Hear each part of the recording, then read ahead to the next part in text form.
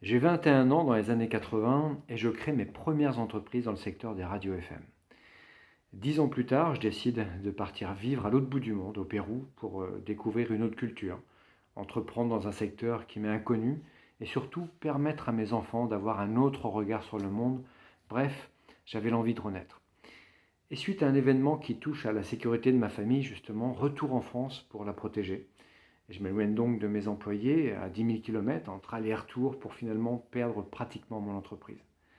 3 ans plus tard, je retourne vivre au Pérou. De toute évidence, seul, je ne pourrais pas relever mon entreprise, alors je prends conscience que changer mon regard sur mes collaborateurs pour qu'ils deviennent libres et responsables est vital. Au regard des résultats impressionnants, ils m'ont démontré que la confiance coûte moins cher que le contrôle. Et puis il y a 2 ans, un certain Covid passe par là. 8 mois plus tard, c'est le dépôt de bilan et s'ensuit la liquidation judiciaire. Presque une centaine de collaborateurs perdent leur emploi. Je reviens en France en 2020, une main devant, une main derrière, comme on dit, et j'ai la chance d'intégrer immédiatement une organisation avec des personnes exceptionnelles en signant un CDI. Alors jusque-là, vous pouvez peut-être vous dire, pas de bol, ou alors quelle résilience, ou quel parcours, quel niaque. Bref, je sais pas, mais vous savez quoi?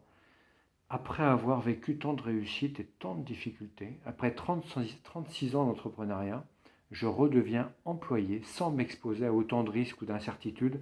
Et pourtant, pour la première fois de ma vie, je me trouve face à vous en risque de burn-out. Alors qu'est-ce que j'ai foiré? Qu'est-ce qui m'arrive?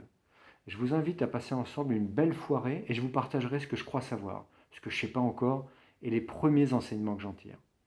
À bientôt.